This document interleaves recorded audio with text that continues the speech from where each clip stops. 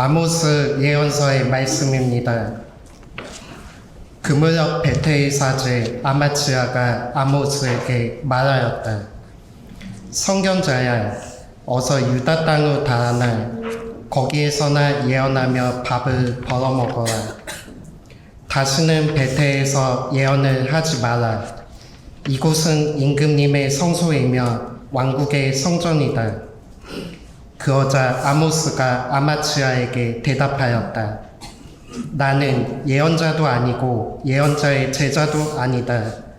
나는 그저 가축을 키우고 돌 무화과 나무를 가꾸는 사람이다. 그런데 주님께서 양떼를 몰고 가는 나를 붙잡으셨다. 그러고 나서 나에게 말씀하셨다. 가서 내 백성 이스라엘에게 예언하여라. 주님의 말씀입니다.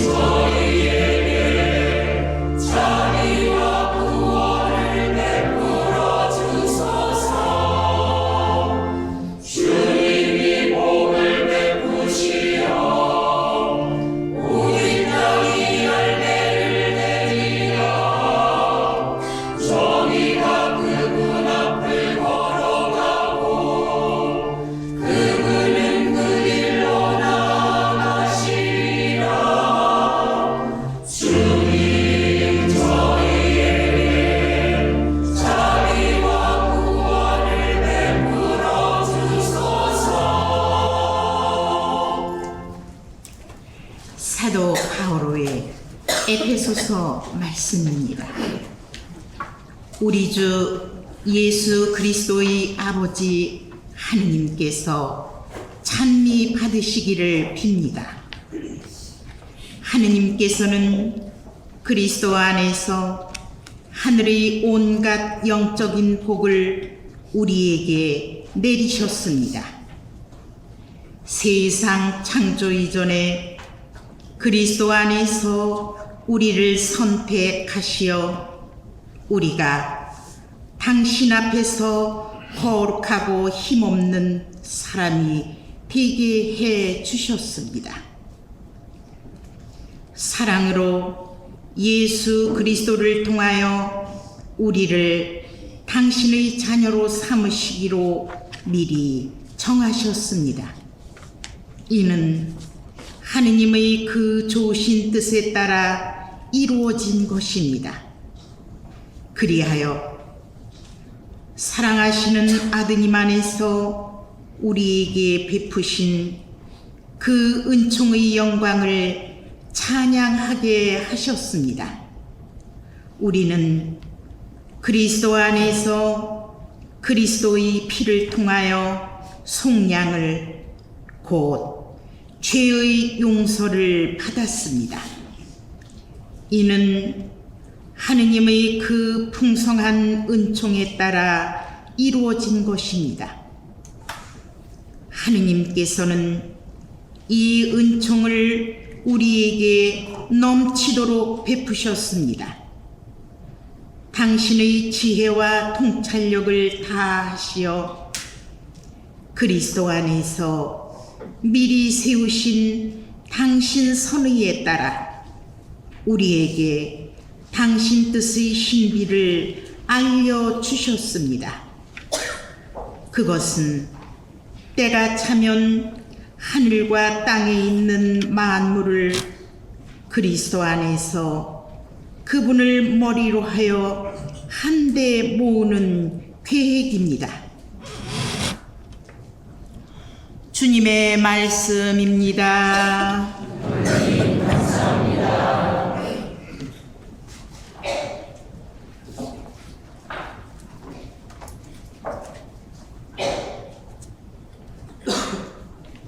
일어서십시오.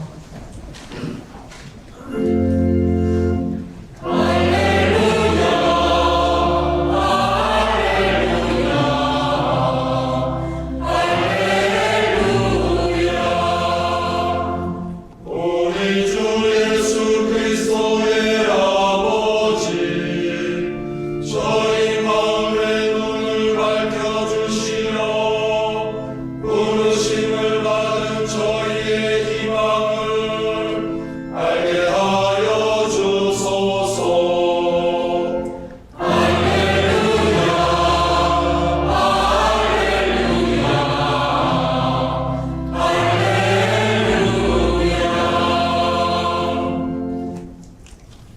주님께서 여러분과 함께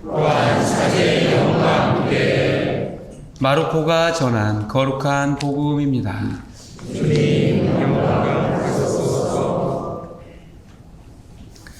그때 예수님께서 12 제자를 부르시어 더러운 영들에 대한 고난을 주시고 둘씩 짝지어 파견하기 시작하셨다. 그러면서 길을 떠날 때에 지팡이 외에는 아무것도 빵도 여행 보따리도 전대의 돈도 가져가지 말라고 명령하시고 신발은 신되 옷도 2벌은 껴입지 말라고 이르셨다. 그리고 그들에게 말씀하셨다.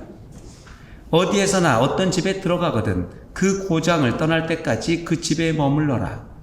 또한 어느 곳이든 너희를 받아들이지 않고 너희 말도 듣지 않으면 그곳을 떠날 때에 그들에게 보이는 증거로 너희의 발밑에 먼지를 털어버려라. 그래야 제자들은 떠나가서 회개하라고 선포하였다. 그리고 많은 마귀를 쫓아내고 많은 병자에게 기름을 부어 병을 고쳐 주었다. 주님의 말씀입니다.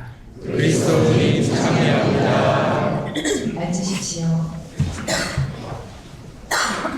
참 예수님,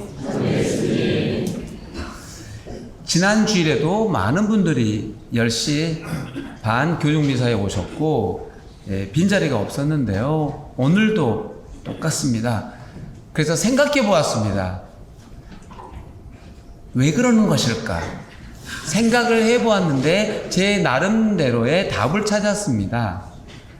아, 이분들이 다다음 주 휴가를 떠나시는데 그때 돈을 몽땅 쓰려고 지금 비축하고 있구나. 어디 안 가고 몸을 사리고 있는 거구나 라고 생각을 하고 있는데 아마 답이 맞지 않을까요? 아마 2주 뒤에 3주 뒤에는 아마 텅텅 여기가 빌 것 같습니다. 그러면 저는 어떻게 되는 거예요? 쪽집게. 아, 쪽집게는 아닌가요? 너무 뻔하게 보이는 건가요? 맞은 그런 생각이 좀 들었습니다. 오늘 예수님께서는 제자들에게 선교 여행을 떠나보냅니다. 이 제자들이 예수님께로부터 1년 동안 교육을 받습니다. 어떻게 사람들에게 만나서 하느님의 나라의 신비를 알려주고 또 어떻게 하느님의 살아계심, 그분의 또 은총이 어떻게 역사하는지 그리고 아픈 사람을 만날 때는 어떻게 하는 거고, 이런 것들을 직접 선수 보여주시기도 했고, 근데 그들에게는 이렇게 해야 된다는 가르침을 주셨죠. 그래서 가르침을 주었고, 이 피교육자들은 자기들이 제대로 교육을 받았는지 오늘 실습을 통해서요, 평가를 받는 그런 상황입니다. 우리 사회 현장에서도 실습을 떠나는 사람들이 있습니다. 혹시 어렸을 때, 중고등부 때 교생 실습 온다고 해갖고 막 무시하고 놀린 적 있지 않나요? 없어요. 다 착하신 분들이었군요. 꼭 있잖아요. 그런 친구들 뭐라고 그러죠? 개구장이라 그러면 뭐 표현이 좀 안 되는데, 교생 오면 어떻게 저를 놀려먹을까?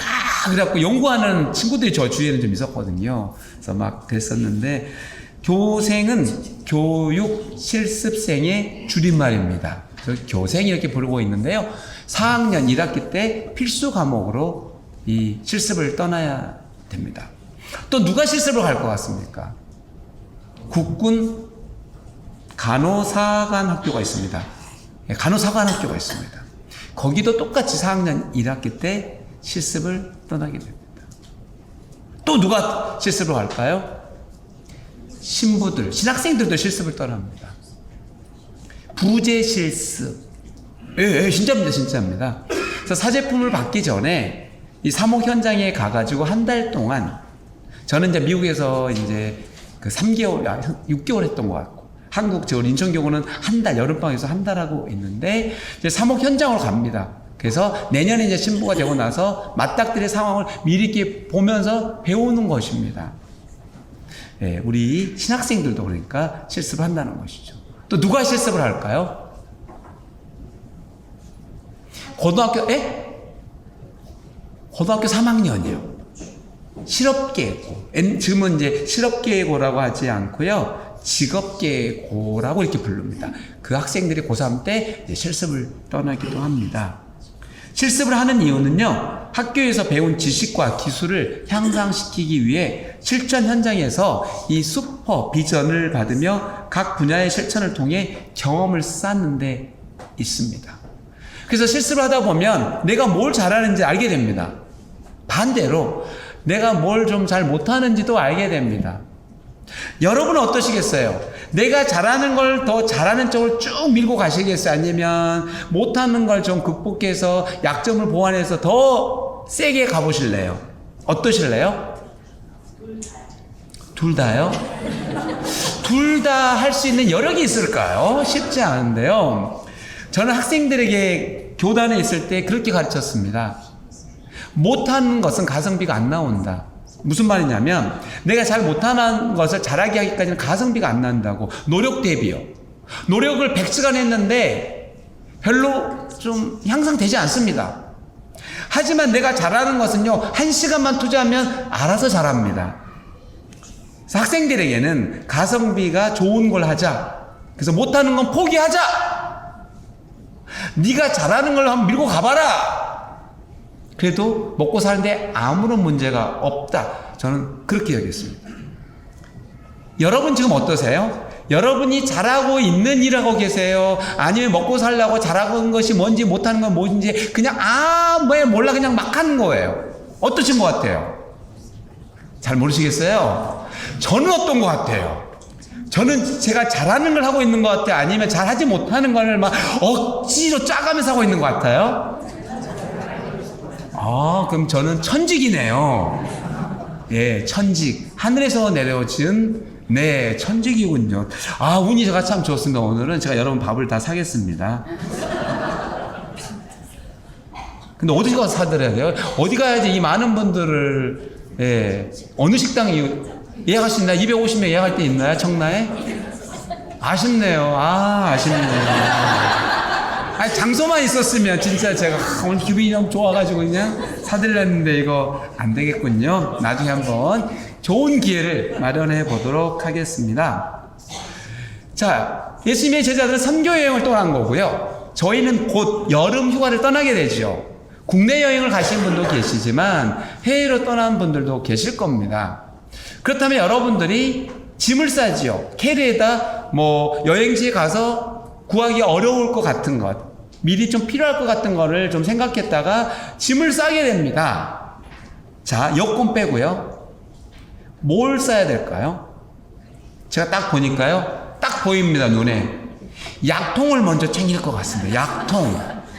딱 보아하니, 얼굴들을 보아하니 한두 가지 뭐가 삐걱삐걱 몸이 그냥 삐걱거려서 그걸 꼭 챙기셔야 될 것 같고, 또 뭘 챙긴 것처럼 보이냐면요, 네, 팩소주를 챙길 것 같습니다. 어쩜 그렇게 그런 건 또 잘 챙기시는지 모르겠습니다. 꼭 그거 챙겨가지고 이제 또 드시는 분들도 계시고, 또 뭘 챙길 것 같습니까? 많이 챙기는 것도 있으실 텐데요. 네? 제가 볼 때는 여러분들 좋아하는 거 알아요. 제가 볶음 고추장, 깻잎 장아찌, 김 이런 거 막 챙기시더라고요. 왜냐면 외국 나갔는데 음식이 또 안 맞으면 너무 힘드시잖아요. 그러니까 이제 그거라고 해가지고 이제 막 드시겠다는 거죠. 그런 것도 잘 챙기시더라고요. 그랬는데 어떤 분이 그러더라고요. 다 필요 없습니다. 다 필요 없습니다. 한 가지만 들고 가면 모든 게 해결됩니다. 그건 무엇일까요? 네, 크레딧 카드. 신용카드 한 장이면 모든 게 해결된다고 합니다. 우리는 이렇게 여행을 떠나려고 그러면 여러 가지 것들을 챙깁니다. 필요할 것 같으니까요. 그런데 오늘 복음의 제자들은 챙길 게 그다지 없습니다. 예수님께서 참 혹독하십니다. 지독해요. 아니, 며칠을 지금 거의 한 달 이상을 떠나야 되었는데 이 제자들이 빵도 가져가지 말아요. 또 뭐 또 가지 말아요?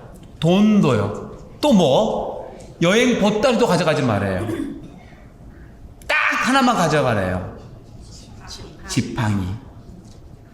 아니, 예수님의 제자들은 30살이 안 넘었잖아요. 젊은 사람들한테 왜 지팡이를 들고 가라는 거야? 오메 죽겠네, 오메 허리여, 어쩌했을까?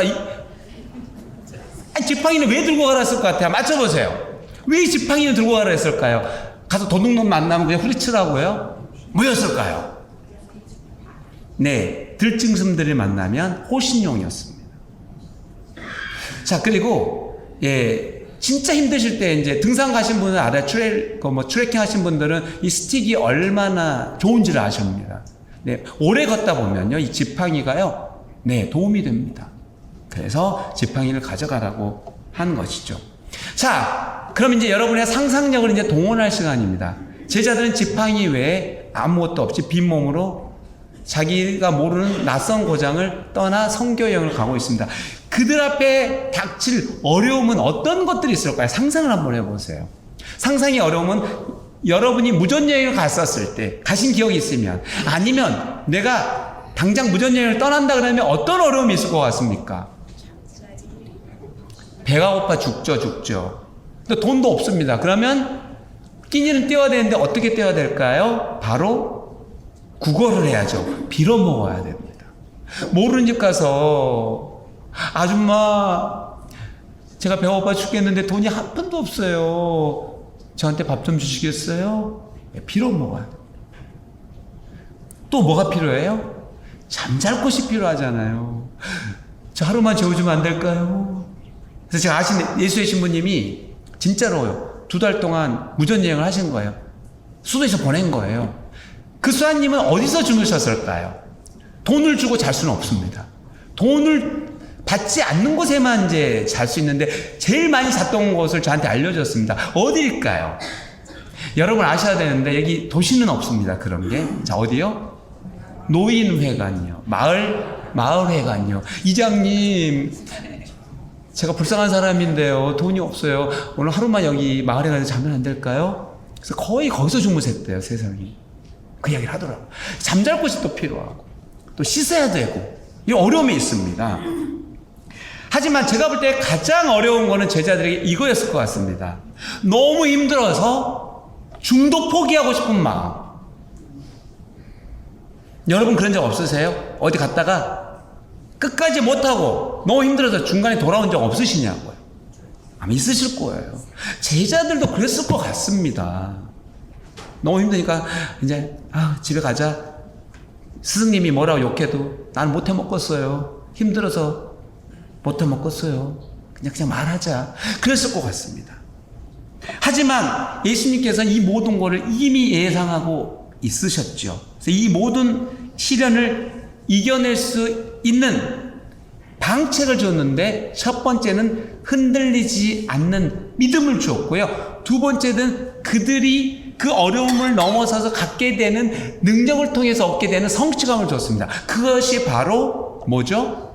마귀 들린 사람에게 가서 마귀를 쫓아내는 능력을 주었고, 두 번째는 아픈 사람들이 있으면 기름을 부어서 그들의 병을 고쳐준 그 놀라운 능력을 주었습니다. 그래서 그들이 엄청나게 고생을 했는데도 그것 때문에 그 옛날 했던 고생은 다 잊고 아무것도 아니고 하느님께 감사를 드리게 된 거죠. 자, 제자들은 우쭐했을까요? 뭐야? 내가 마귀를 쫓아내? 와, 내가 아픈 사람을 고쳐? 그때 어땠을까요? 제자들은 우쭐했을까요? 그런 제자도 있었고요. 반대로 겸손한 제자도 있었습니다. 이거는 나의 능력이 아니다. 하느님께서 나에게 주신 특별한 은총이다. 까불지 말자. 이렇게 생각한 제자도 있었던 것이죠. 두 부류가 등장하죠. 까분 제자, 겸손한 제자. 그렇습니다. 제자는 이런 것이고요. 반대로 우리의 처지는 좀 어떨까요? 여러분 너무 없어서 힘드세요? 아니면 너무 많아서 혹시 힘드세요? 둘 다요? 이것도 둘 다요? 네. 또 필요할 때는 없고, 필요할 때는 또 없을 때가 있잖아요. 요즘에 우리 성당에서 많은 분들이 저에게 와서 좀 어려움을 토로하고 있습니다. 특별히 이제 사업하시는 분들이 너무너무 죽을 마신다고 저한테 힘드시다고, 죽겠다고 그래요. 근데 제가 너무 속이 상합니다. 제가 도와줄 방법이 없어요. 경제적인 문제잖아요. 돈을 턱하니 드려야 되는데 없으니까 제가 너무 속이 상합니다. 도와줄 방법이 없으니까. 그래서요, 그냥 입으로 합니다. 힘내세요. 이겨내야죠. 이 또한 지나가지 않겠습니까? 버텨봅시다. 그 말밖에 못해요. 진짜. 어쨌든 그런 분들은 지금 사정이 딱하니까 힘든 거고, 안 그런 분도 계세요. 막 너무 많아. 집에 옷이 200벌 있는 분도 계시더라고요. 그래갖고 힘들다. 아침이라면 너무너무 자기는 힘들대. 오늘은 무슨 옷을 입어야 될지 고민이 돼서 힘들어 죽겠대요, 아주. 어떤 형제님은 자기는 신발이요, 30켤레래요. 죽겠대. 아침에 출근할 때 오늘은 어떤 신발을 신고 가면 미치겠대요. 자, 진짜입니다. 거짓말이 아니라. 없어서 힘든 게 아니라 너무 많아서 힘들죠. 우리는 너무 가진 것이 많아 그 소유물에 기대다 보니 불편함이 많이 사라졌습니다. 그래서 주님의 도움을 필요로 하지 않을 수도 있습니다. 하지만 편리함의 대가는 마음의 맷집을 약하게 만들어 큰 시련이 찾아오면 속수무책으로 당하게 만듭니다. 그러므로 이제부터라도 세상 것에 의탁하기보다는 주님께 의탁하는 연습과 훈련이 필요합니다. 처음에만 힘들지 계속하다 보면 그 속에 예수님의 참 가르침이 보이고 종국에는 깨달음도 얻을 수 있을 것입니다. 그런 여러분들이 되시도록 저는 뒤에서 묵묵히 응원하겠습니다. 잠시 묵상하시겠습니다.